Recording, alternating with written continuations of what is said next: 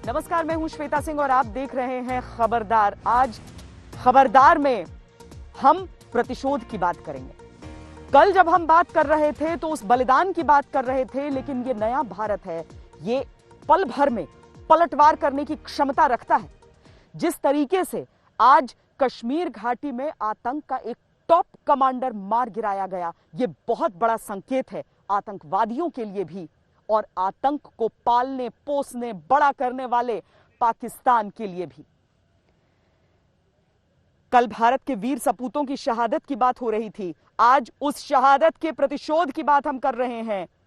शहादत के प्रतिशोध की ज्वाला आतंकवादियों को ठिकाने लगा रही है। आज हिजबुल का टॉप कमांडर रियाज नाइकू मारा गया। यह कश्मीर में आतंकवाद फैलाने वाले पाकिस्तान के लिए बहुत बड़ा झटका है। रियाज नाइकू को जिस तरह से हमारे जवानों ने मारा है, उससे आज पाकिस्तान को दर्द बहुत हो रहा होगा, क्योंकि यह पाकिस्तान को दर्द देने वाला ऑपरेशन है। आज हम आपको बताएंगे कि सुरंग बनाकर छुपने में एक्सपर्ट रियाज कैसे अपने ही गांव में घिर गया।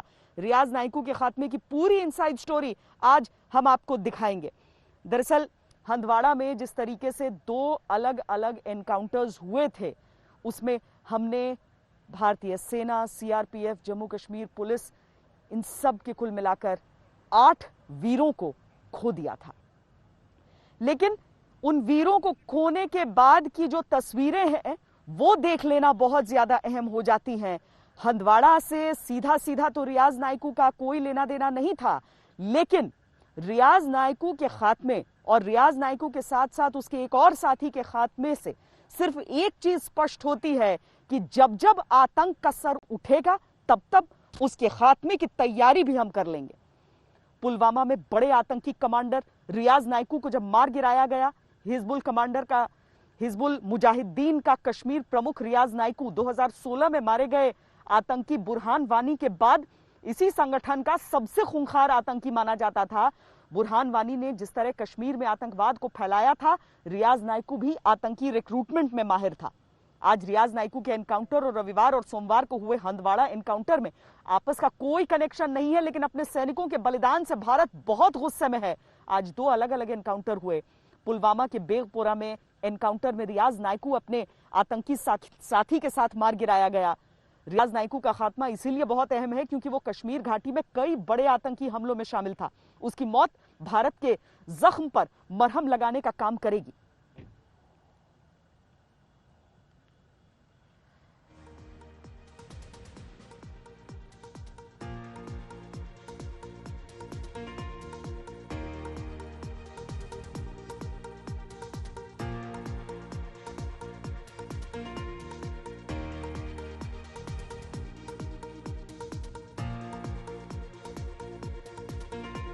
कहते हैं आतंकवाद की उम्र बहुत छोटी होती है और आतंकी की उम्र तो उससे भी कम होती है। अब रियाज नाइकू किस तरह का आतंकवादी था, वो जरा उसके काले कारनामों का कच्चा चिट्ठा देखकर आप भी समझ लीजिए।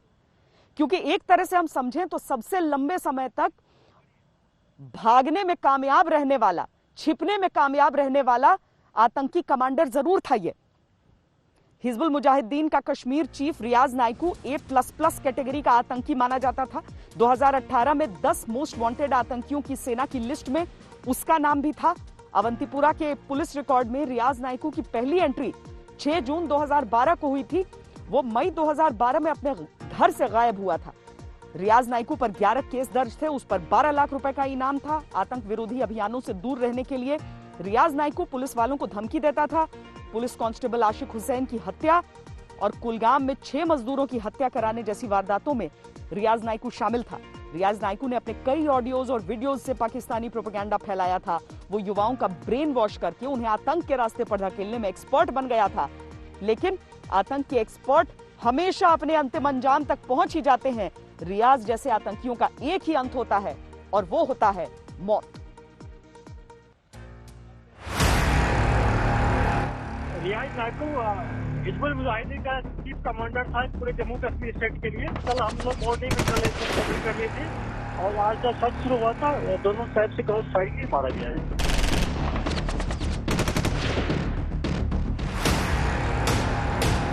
कश्मीर में अमन की राह के बड़े कांटे, रियाज नाइकू का खेल खत्म हो गया है। हिजबुल मुजाहिदीन का कश्मीर का सबसे बड़ा चेहरा मारा गया।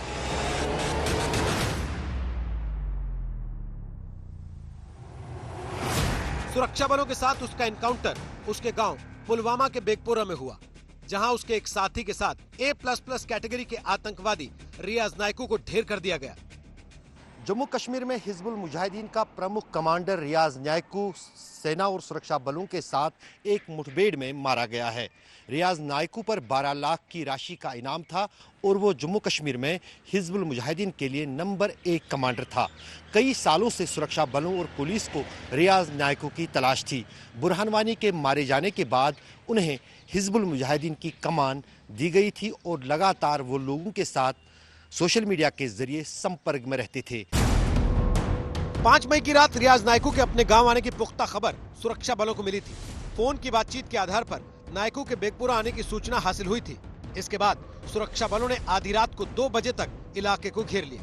फिर नायकू के पड़ोसियों को उनके घरों से निकाला गया। 6 मई की सुबह 9:30 बजे रियाज नायकू से सुरक्षा बलों का पहला संपर्क हो सका। इसके बाद रियाज और सुरक्षा बलों के बीच गोलीबारी घंटों तक चलती रही। एक बड़ी कामयाबी हाथ लगी है सिक्योरिटी फोर्सेस के।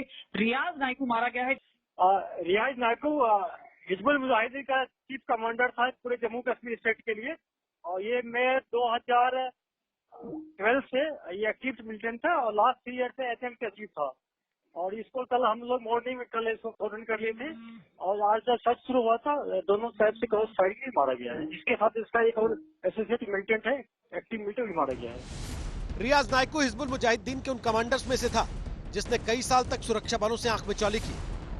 12 लाख का इनामी रियाज नायकू 2016 में बुरहान वानी के बाद सबसे चर्चित हिजबुल कमांडर रहा। बुरहान वानी के 2016 में मारे जाने के बाद सब्जार बट, मोहम्मद यासीन इतू जैसे कमांडर्स को 2017 तक मार दिया गया और अब जो रियाज नायकू है हिजबुल मुजाहिदीन का टॉप कमांडर जो था उसको भी एनकाउंटर में मार दिया गया है। बीच में जाकिर मूसा का नाम उठा था और जाकिर मूसा एक ऐसा मिलिटेंट था जिसकी वजह से हिजबुल मुजाहिदीन ही टूटने वाली थी और उस वक्त रियाज नायकू ने ही हिजबुल मुजाहिदीन को बिखरने से रोका था। इसीलिए एक बहुत बड़ी कामयाबी सुरक्षा बलों के लिए आज ये मानी जाती है। रियाज नायकू बुरहान वानी की तरह सोशल मीडिया का इस्तेमाल करता था। सोशल मीडिया पर रियाज नायकू के वीडियो आतंक का प्रोपेगेंडा फैलाने के काम आते थे। हालांकि वो अपना इलेक्ट्रॉनिक पता ठिकाना उजागर ना होने देने में बेहद सतर्क रहता था। कुछ आतंकवादियों के जनाजों में बंदूक के साथ सलामी देती हुई उसकी तस्वीरें भी सामने आई थी। रियाज नायकू कई बार एनकाउंटर से भागने में कामयाब रहा था। इसीलिए मंगलवार को जब नायकू की सूचना मिली तो पहले उसे घेरने की रणनीति बनी।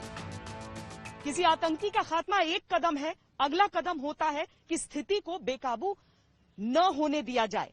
बुरहान वानी के बाद हमने देखा था कि किस तरीके से कश्मीर घाटी सुलग उठी थी, लेकिन रियाज नायकू के बाद परिस्थितियां बहुत अलग हैं। सबसे पहले तो इंटरनेट को पूरी तरीके से न सिर्फ दक्षिण कश्मीर बल्कि श्रीनगर में भी बंद कर दिया गया। जहां तक अंतिम संस्कार का सवाल है, अब आतंकियों की बॉडीज को उनके परिवार वालों को नहीं सौंपा जाता है, लेकिन परिवार के कुछ लोगों को उस अंतिम संस्कार को अटेंड करने की इजाजत जरूर दी जाती है। रियाज नायकू दक्षिण कश्मीर का रहने वाला था, उसकी अंत्येष्टि होगी उत्तर कश्मीर में और वहां पर उसके बहुत करीबी परिवार वाले आ सकते हैं। 2012 में आतंकवाद का रास्ता चुनने वाला गणित का टीचर रियाज नायकू 8 साल तक बचता रहा क्योंकि वो किसी पर भरोसा नहीं करता था। 2018 और 19 में रियाज नायकू के लिए कई बार जाल बिछाया गया, लेकिन हर बार वो लुका छुपी में कामयाब रहा। सुरक्षा बलों ने रियाज नायकू की प्रेमिकाओं तक को ट्रैक किया। अपनी एक प्रेमिका को रियाज नायकू ने लिखा था कि तुम मुझे चिनार के पेड़ जैसी लगती हो। 2018 में रियाज नायकू ने एक बड़े सुरक्षा अधिकारी को आत्मसमर्पण का फर्जी प्लान बनाकर भ्रमित करने की कोशिश की थी। ये टेक्नोलॉजी सा भी था, कंप्यूटर सा भी था, मैथमेटिक्स इंस्ट्रक्टर था और बड़े पैमाने पर यूथ को रेडिकलाइज करने में सक्सेसफुल हो रहा था। ये बुरहान वानी गैंग का आखिरी सर्वाइविंग मेंबर था और इसका मारा जाने से हमारा मोरल और मोटिवेशन खूब बढ़ेगा। जहाँ तक टेररिस्ट है उनका मोरल और मोटिवेशन बिल्कुल गिर जाएगा। उस इलाके में यूथ आसानी से भी रेडिकलाइज नहीं होंगे और इसके मारे जाने से बड़े पैमाने पर साउथ कश्मीर में हिजबुल मुजाहिदीन का सफाया 100% हो गया है। 35 साल का रियाज नायकू घाटी में कई युवाओं को आतंकवाद के रास्ते पर लेकर आया था। इसीलिए अब जब नायकू मार गिराया गया है तो कश्मीर घाटी को अमन की नई उम्मीद मिली है। दिल्ली से कमलजीत, अभिषेक भल्ला, श्वेता सिंह और श्रीनगर से शुजा उल हक और अशरफ वानी के साथ आज तक ब्यूरो। रियाज नाइकू जो है वो बहुत माहिर हुआ करता था कि किस तरीके से एनकाउंटर के समय वो भाग निकले वहां से। इसीलिए सुरक्षा बलों ने पूरी तरीके से उस चक्रव्यूह को रचा ताकि इस बार ये फरार न होने पाए। हम आपको उसकी पूरी इनसाइड स्टोरी समझाते हैं कि किस तरीके से नाइकू को घेरा गया था और उसके बाद उसके अंजाम तक पहुंचा दिया गया। फोन इंटरसेप्ट से पता लगा कि मां से मिलने के लिए उसकी बीमारी के कारण रियाज नाइकू बेगपुरा गया। पुख्ता अलर्ट के बाद पुलवामा के बेगपुरा को सुरक्षा बलों ने चारों तरफ से घेरा, उस पूरे गांव को। सुरंग या अंडरग्राउंड तहखाने के इनपुट के बाद रातों रात कई खेत और रेलवे ट्रैक की खुदाई हुई। इसे सुरंग बनाने में बहुत माहिर माना जाता था, इसीलिए इस तरह की तैयारी भी इस बार रखी गई थी। आधी रात को सर्च ऑपरेशन बंद किया गया, लेकिन घेराबंदी बरकरार रखी गई। सुबह 9:30 बजे के बाद रियाज नाइकू के साथ गोलीबारी शुरू हुई। उस तरफ से भी जवाब आते रहे, लेकिन आखिरकार सरेंडर करने के जितने भी कॉल्स थे, जब उस पर उसकी कोई प्रतिक्रिया नहीं आई, उसके बदले में गोलियां वहां से चलने लगी, तो फिर सुरक्षा बलों के पास कोई दूसरा उपाय नहीं था और रियाज नाइकू जिस घर में छिपा था उसे उड़ा दिया गया।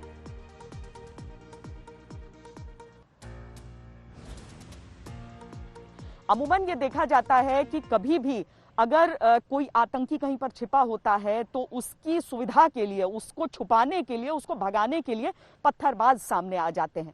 और उसी तरीके से जब कोई बड़ी कामयाबी मिलती है भारतीय सुरक्षा बलों को, कोई आतंकी मौत के घाट उतारा जाता है, तो वो जो फ्रस्ट्रेशन है वो पत्थरबाजी की शक्ल में ही नजर आता है। ऐसी ही कुछ तस्वीरें हमारे सामने आ रही हैं। रियाज नाइकू के खात्मे के बाद उसके गांव बेगपुरा में पत्थरबाजी की घटना की रिपोर्ट है। हालांकि सुरक्षा बल हालात की गंभीरता को लेकर बहुत चौकन्ने हैं। न सिर्फ इंटरनेट को बंद किया गया है, बल्कि उस पूरे इलाके में फोन, किसी भी तरह से आप संपर्क नहीं कर सकते, जो प्राइवेट फोन से उन सबको बंद कर दिया गया है। और सुरक्षा बलों का दावा है कि स्थिति को बहुत जल्दी नियंत्रण में कर लिया गया।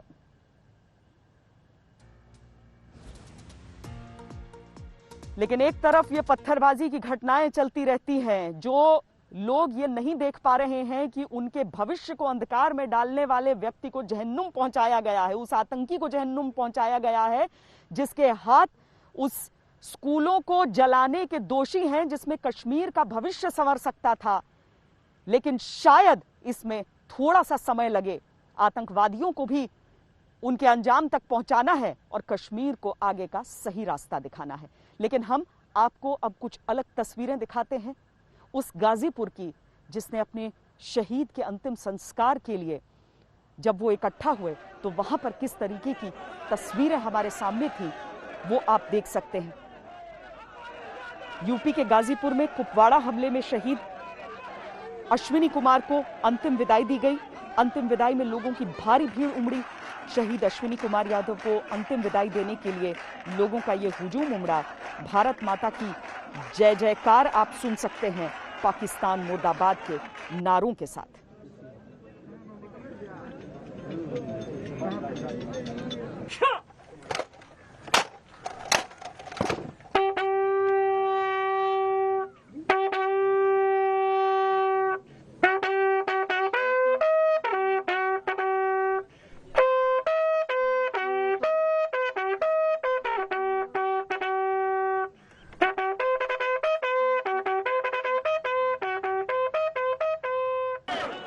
जो भारतीय सुरक्षा बल हैं वो आतंकवाद का तो एनकाउंटर कर दे रहे हैं, लेकिन कोरोना का एनकाउंटर जो चल रहा है वो कितना सफल हो रहा है। दरअसल जो आंकड़े हमारे सामने आ रहे हैं वो बहुत ज़्यादा उत्साहित करने वाले नहीं हैं। जैसे जैसे हम उस 50वें दिन के करीब पहुंच रहे हैं, जब लॉकडाउन के 50 दिन पूरे होंगे, उससे पहले जिस तरह के आंकड़े हैं उसे भी हम एक नज़र देखते हैं कि इस समय कोरोना के खिलाफ जो हमारी लड़ाई है वो किस स्तर पर खड़ी है।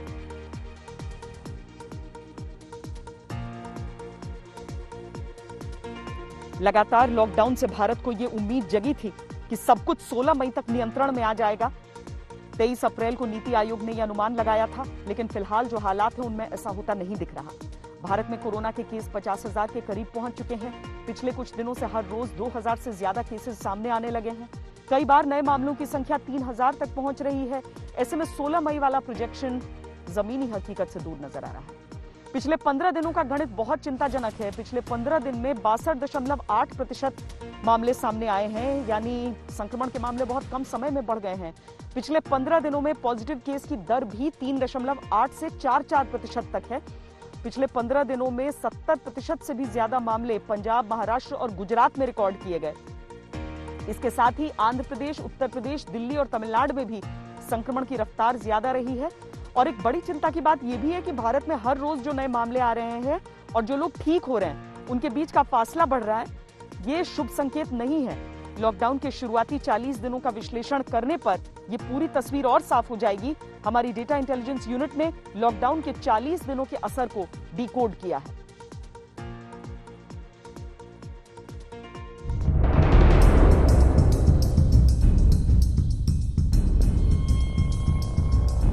कोरोना के साथ भारत का एनकाउंटर लगातार चल रहा है। भारत ने कोरोना को पराजित करने के लिए जल्दी लॉकडाउन का ऐलान किया और उसके पालन की पूरी कोशिश हुई, लेकिन लॉकडाउन के 40 दिन से ज्यादा बीत जाने के बाद भी कोरोना का ग्राफ नीचे नहीं आया। India today data intelligence unit यानी DIU ने भारत में 25 मार्च से 30 मई तक कोरोना वायरस के मामलों की बढ़ोतरी के 7 दिन के रोलिंग औसत का विश्लेषण किया और इन आंकड़ों की तुलना कुछ सबसे ज्यादा प्रभावित देशों के लॉकडाउन के शुरुआती 40 दिनों से की। इन देशों में यूनाइटेड किंगडम, स्पेन, फ्रांस और चीन शामिल हैं। संक्रमण के फैलाव की असल स्थिति को जानने के लिए रोलिंग या मूविंग औसत एक विश्वसनीय पैमाना है। ये नए मामलों की रिपोर्टिंग में अचानक बढ़ोतरी के ट्रेंड या गिरावट के ट्रेंड को दिखाता है और नए मामलों की रिपोर्टिंग में हुई देरी या अंतराल को भी दर्शाता है। DIU ने विश्लेषण में पाया कि लॉकडाउन के पहले 40 दिनों में प्रभावित देशों में कोरोना के मामलों की संख्या अपने चरम पर पहुंचने के बाद नीचे गिरनी शुरू हो गई, लेकिन भारत के लिए ये बात हम नहीं कह सकते। ये सच है कि भारत ने 500 केस रिपोर्ट होने के कुछ ही समय में देश भर में लॉकडाउन लगा दिया था। भारत में लॉकडाउन के 40वें दिन कोरोना के मामलों में हर रोज की बढ़ोतरी का 7 दिन का रोलिंग औसत 2022 रहा।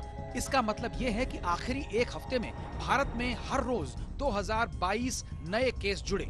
अभी संख्या लगातार बढ़ रही है, इसलिए भारत में कोरोना के मामलों का पीक क्या होगा ये अभी कहना मुश्किल है। भारत की तुलना में इटली, ब्रिटेन और स्पेन में हर रोज बढ़ते मामलों का औसत ज्यादा था, लेकिन इनका ग्राफ नीचे की तरफ जाना शुरू हो गया। अपने लॉकडाउन के 40वें दिन तक फ्रांस और चीन ने भारत की तुलना में अपने हर दिन बढ़ने वाले केसों की संख्या को कम कर दिया। लॉकडाउन के 40वें दिन 7 दिन का रोलिंग औसत फ्रांस के लिए 1882 और चीन के लिए 413 था, जबकि भारत का 2022 है। संक्रमण की रफ्तार धीमी होने के बावजूद फ्रांस ने अभी भी अपने लॉकडाउन को खत्म नहीं किया है। फ्रांस में 17 मार्च को लॉकडाउन लागू हुआ था, तब वहां 6,573 मामले थे। WHO की डेली स्टेटस रिपोर्ट के मुताबिक 4 मई तक फ्रांस में 1.3 लाख केस दर्ज हुए थे। फ्रांस में 11 मई से लॉकडाउन में ढील की उम्मीद है, लेकिन उसने अपनी हेल्थ इमरजेंसी को 24 जुलाई तक बढ़ा दिया है। यानी इस दौरान फ्रांस में आने वाले यात्रियों को 2 हफ्ते तक आइसोलेशन में रहना होगा। चीन ने वुहान को 23 जनवरी को लॉकडाउन किया था। तब तक चीन में 571 केस रिपोर्ट हुए थे। वहां लॉकडाउन 8 अप्रैल को खत्म हुआ। तब तक चीन वायरस पर काबू पाने में सफल हो गया था। गौर करने वाली बात यह है कि भारत के करीब 60% मामले सिर्फ 12 शहरों से ही रिपोर्ट हुए हैं।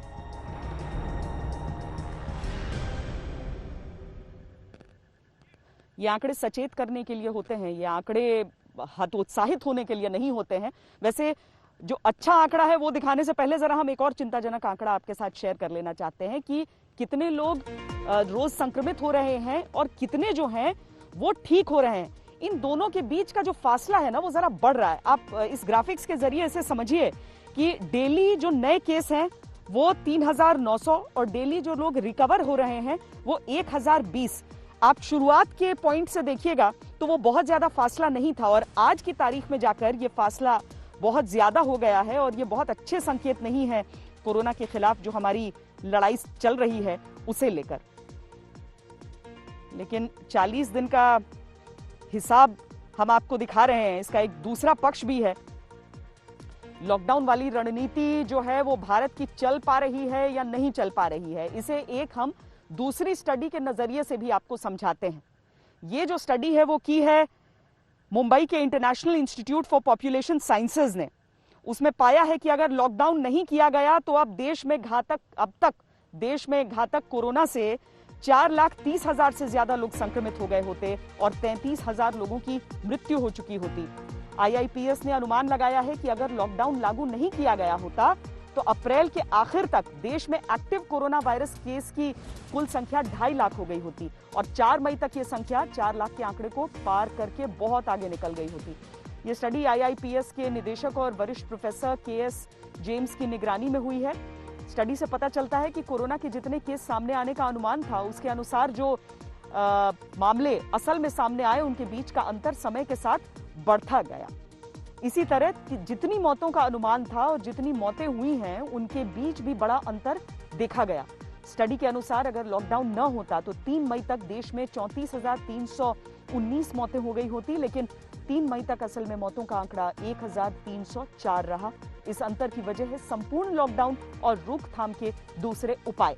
इस रिसर्च में संक्रमण फैलने के बारे में जानकारी देने वाले नंबर R0 के आधार पर भी लॉकडाउन को फायदेमंद बताया गया है। लॉकडाउन से पहले R0 की गणना 2.56 थी, जो अब घटकर 1.16 हो गई है।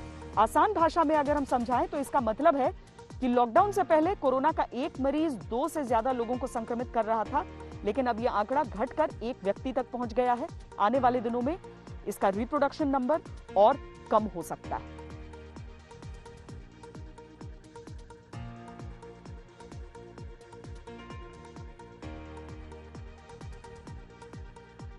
लेकिन लॉकडाउन संभव हो पाता है तो उसके पीछे 2 कारण होते हैं। एक, वो लोग जो बात सुन रहे हैं घर के अंदर हैं और वो बहुत बड़े हीरो हैं इस देश के लिए इस समय, वो भी कर्मवीर हैं कोरोना के।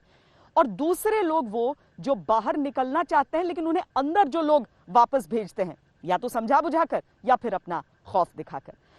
जयपुर में जब मैं रिपोर्टिंग करने के लिए गई तो वहां पर मेरी मुलाकात एक ऐसी निर्भया स्क्वाड से हुई जिसमें 200 महिलाएं जो कि 25 से 35 साल की उम्र के दायरे में है, पूरी तरीके से फिट है, मार्शल आर्ट्स में पूरी तरीके से पारंगत, लेकिन उनमें कुछ कला और भी है। उनसे बातचीत करते हुए बहुत सारे दिलचस्प पहलू सामने आए हैं। देखिए कैसे वो लोगों को उनके घर में ही रहने के लिए प्रेरित करती हैं। कोई उनकी मौजूदगी में घर से बाहर नहीं आता।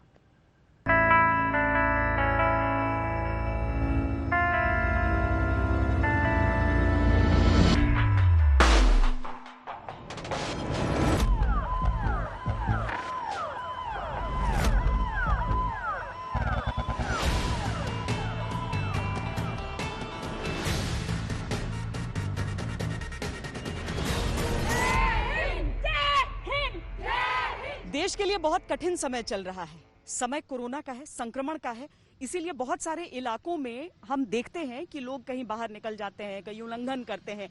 पुलिसिंग की जो भूमिका है वो बहुत महत्वपूर्ण होती है और प्रधानमंत्री ने भी बार बार कहा है, हर एक व्यक्ति बार बार कहता है कि हमारे जो कर्म योद्धा हैं वो हैं जो इस समय में भी सड़कों पर निकल रहे हैं। कुछ ऐसी ही वीरांगनाओं के साथ हम इस समय जयपुर में मौजूद हैं। ये तकरीबन समझ लीजिए 200 महिलाओं का एक बटालियन है जिसका नाम निर्भया स्क्वाड है। मैम, आप उसको मैनेज करती हैं।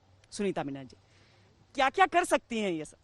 ये हमारी निर्भया स्क्वाड महिला ऑफिसर्स की टीम है, जयपुर पुलिस की टीम है और ये बहुत शानदार काम कर रही हैं और ये लोग वास्तव में एक स्मार्ट कॉप हैं। ये लोग मार्शल आर्ट्स में दक्ष हैं, सेल्फ डिफेंस की सारी टेक्निक्स ये जानते हैं और इसके अतिरिक्त ये एक लड़की 10 को पछाड़ने के अंदर सक्षम है और हमें इन सब पे गर्व है। ये महिला ऑफिसर्स के पास में हमने उनको बाइक दी हुई है जिसके अंदर सायरन सिस्टम है, जिसके अंदर पब्लिक एड्रेस सिस्टम है, वेल इक्विप्ड है, फर्स्ट एड बॉक्स है और ये लगातार इस पब्लिक एड सिस्टम के ऊपर बोलती हुई जाती हैं कि आप घरों में रहिए और स्वस्थ रहिए, सुरक्षित रहिए, घरों से बाहर। ये दिखा सकती हैं किनकी बाइक से? हम पब्लिक एड्रेसिंग सिस्टम के माध्यम से पब्लिक को संदेश देते हैं कि there is curfew area, so follow the instructions issued by the government, stay home, stay safe, Jaipur police always with you. हम संदेश देते रहते हैं लगातार और पब्लिक से हमें अच्छा रिस्पॉन्स मिलता है। हमारा वेलकम करते हैं, फूल बरसाते हैं और हम जोश और उत्साह के साथ ड्यूटी करते हैं। जो ये सारी लड़कियां हैं ये सब मार्शल आर्ट्स में आपने बोला कि मार्शल आर्ट्स अच्छे तरह से जानती हैं। Yes ma'am. तो सचमुच में आप लोग पटक लेती हैं 10 लोगों? बिल्कुल मैम, हमें तैयारी इसीलिए किया गया है। और मैम एक चीज मैं कहना चाहूंगी, वो खुद ही जान जाते हैं बुलंदी आसमानों की, परिंदों को तालीम नहीं दी जाती उड़ानों की। वाह वाह, क्या बात है, क्या बात है। देखिए सिर्फ वर्दी नहीं है बल्कि एक शायर का दिल भी है। तो एज ग्रुप आप लोगों की क्या है? सबसे यंग 25 से स्टार्ट है। मतलब 25, मोर देन 25, 26 और 30 तक है। फिजिकली आप लोगों में से आपको लगता है कि मतलब आप किसी भी मेल को भी आराम से पछाड़ सकते हैं? ऑफ कोर्स, बिल्कुल। पुलिस की मतलब जो जैसा कि मैडम हमारी बताती है कि पुलिस के खून में ही, और एक पुलिस अपने आप में बहुत बड़ी बात है। तो इसमें मतलब लेडी होना, और ये अभी इस टाइम तो हमारे लिए बहुत ही प्राउड की बात है। तो पर बहुत सारे इलाकों में हम देखते हैं कि लोग सुन नहीं रहे हैं। बहुत सारे इलाकों से देखा, मैं जयपुर की बात नहीं कर रही हूँ लेकिन बाकी जगहों की बात कर रही हूँ कि कई बार पत्थर चलते भी हमने देखे। तो ये चीजें कभी डराती हैं? नहीं मैम, बिल्कुल डर नहीं लगता इससे। और जाते हैं तो पब्लिक हमारी सुनती भी है। अब हर जगह पे ऐसा नहीं होता है, कोई जगह, लेकिन जाते हैं तो पब्लिक सुनती है कि भाई लड़कियां हैं, और थोड़ा सा ऐसा प्राउड ऑफ महसूस होता है कि भाई हाँ, वो हमें देख के ऑटोमेटिकली घरों के अंदर चले जाते हैं। मैम मेरी 4.5 साल की बेटी है जिसको कोरोना, ये जो पैंडेमिक कोरोना डिजीज चल रही है, इसके दौरान मैंने गांव में छोड़ रखा है। और वो कहती है कि मम्मा आप बहुत अच्छे से ड्यूटी करो, मैं बिल्कुल मस्त हूँ। हमारे बच्चे भी हमारे साथ साथ बहुत पावरफुल और ब्रेव हैं, इसलिए हमें कोई दिक्कत नहीं है। हम विदेश की सेवा कर रहे हैं। हमारे अंदर और हमारे घर वालों के अंदर भी इस चीज को लेकर बहुत जज्बा है। और जब लोग हमारे ऊपर फूल बरसाते हैं और तालियां बजाते हैं तो हम जो मुंह बांध रखा है उसके अंदर से हमारे आंखों से आंसू आते हैं कि दुनिया हमें देख के बहुत मजबूत हो रही है और इस बीमारी से लड़ने के लिए बहुत मजबूत है, सशक्त है, इससे बाहर निकलेंगे सब। जो जैसे ड्यूटी से आते हैं, घर से बिल्कुल तैयार होकर निकलते हैं, गाड़ियों को हाथ लगाने से पहले सैनिटाइज करते हैं, बाद में बाइक उठाते हैं, ड्यूटी करते हैं। घर जाते हैं तो घर वाले पहले ही दरवाजा खोल के रख देते हैं, बेटे को साइड में कर देते हैं। डायरेक्टली बाथरूम में जाते हैं। मतलब कपड़े भाग के नहीं आ सकता है पास? भाग के आता है कि मम्मा आ गई, लेकिन उसके पापा उसको साइड में ले लेते हैं कि बेटा मम्मा ड्यूटी से आई है, अभी नहाएगी, कपड़े धोएगी, बाद में आपको लेगी। बच्चा साइड में हो जाता है, लेकिन दुख होता है मैम बहुत। पर डायरेक्ट बाथरूम में जाते हैं, कपड़े धोते हैं, नहाते हैं, उसके बाद में पूरा सैनिटाइज होने के बाद में ही बच्चों को हाथ लगाते हैं। ऐसे भी होंगे मैम जिनके हस्बैंड भी पुलिस में होंगे? बिल्कुल बिल्कुल, इनमें से कई ऐसे हैं जिनके हस्बैंड पुलिस में है। जी मैम, मेरे हस्बैंड दिल्ली पुलिस में है। वो भी मेरी तरह मुझे सपोर्ट करते हैं कि एक महिला होने के नाते हम इस पोजीशन पे हैं कि हम पूरे देश को संभाल रहे हैं, पूरे देश को जागरूक करते हैं और आगे भी करते रहेंगे। मुझे मेरी फैमिली की तरफ से पूरा सपोर्ट मिल रहा है इस चीज के लिए। ट्रेनिंग चल रही थी और उतनी मुश्किल ट्रेनिंग चल रही थी, कभी एक समय के लिए भी लगता था कि नहीं कर पाऊंगी? हाँ, शुरू में ऐसा लगा था, बट कर गए। पर हौसला बढ़ाते रहे सब? यस, सारे लोग हौसला बढ़ाते रहे आप लोगों का? यस मैम, बहुत अच्छा लगा है ना, क्योंकि मेरे हस्बैंड नेवी में है। अच्छा। और हाँ, वो दिल्ली में है अभी हाल। तो वो बोलते हैं कि ना ये अच्छा टाइम है नौकरी करने का, तुम्हें जानने का। वो बहुत अच्छा लगता है क्योंकि हम घर से आते हैं बच्चों को छोड़ के और यहाँ से जाते हैं तो अपना भी पूरा ध्यान रखते हैं और बच्चों का भी ध्यान। देखिए, जो लोग बेटियों को बांधने की कोशिश करते हैं वो सुन ले ये सारी बातें। मुश्किल लग रहा है या?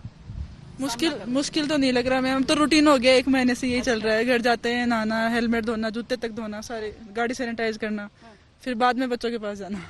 एक बात और मैं बोलना चाहूंगी कि इससे जब कोरोना का यहाँ पे प्रकोप चल रहा है तो ऐसी परिस्थितियों में, क्योंकि लोग घरों में काफी दिनों से बंद हैं, तो उनकी मानसिक स्थिति भी कुछ ठीक नहीं है। तो कुछ लोग बिल्कुल ही बोझिल हैं, तो कुछ उदास है। तो उनकी उदासी दूर करने के लिए हम लोग टाइम पर उनका मनोरंजन भी करते हैं, उनको जागृत भी करते हैं, और जागरूक करने के लिए हम लोग कभी कभी गाना भी गाते हैं। क्या बात कर रही है? तो मतलब ये जो फोर्स है आपकी, जो तो एक तो यूनिफॉर्म इतना स्मार्ट इनका, जितनी काबिलियत आप बता रही हैं, उसमें वो गाना भी गा सकती हैं। गाती हैं, तो मैं कहूंगी देखिए आप इनसे पूछ सकते हैं गाना। ऐसे मौके आते हैं?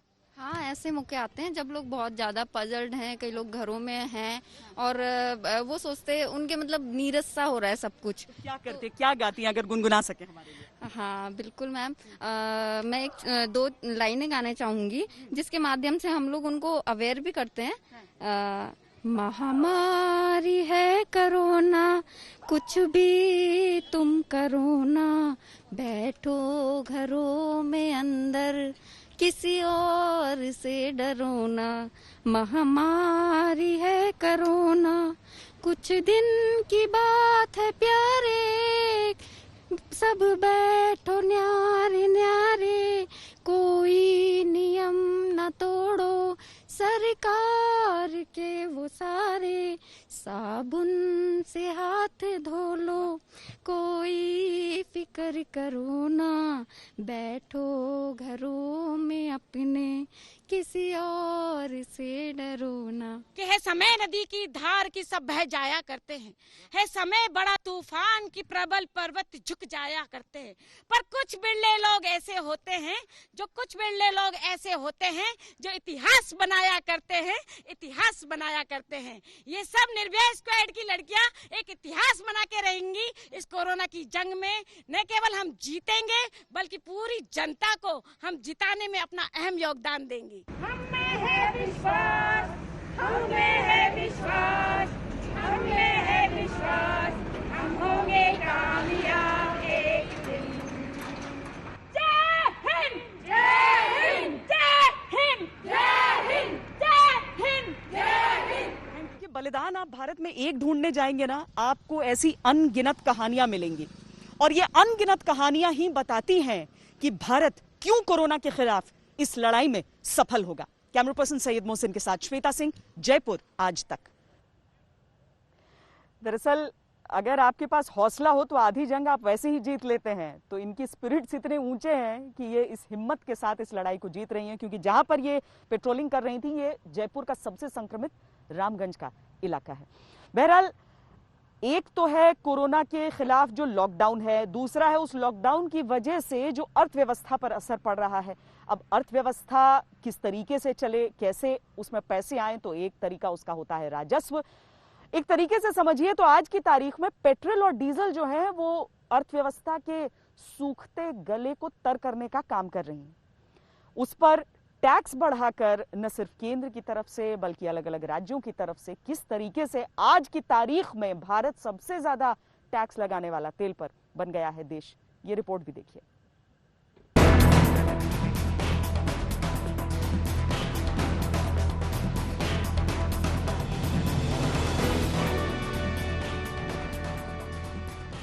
केंद्र सरकार ने पेट्रोल और डीजल पर टैक्स बढ़ा दिया है। पेट्रोल पर प्रति लीटर एक्साइज ड्यूटी में 10 रुपए की और डीजल पर 13 रुपए की बढ़ोतरी की गई है। इसके साथ ही अब पेट्रोल पंप पर मिलने वाले पेट्रोल डीजल पर टैक्स बढ़कर 69% हो गया है, जो दुनिया में सबसे ज्यादा है। इससे सरकार को करीब 1,60,000 करोड़ रुपए का राजस्व मिलेगा।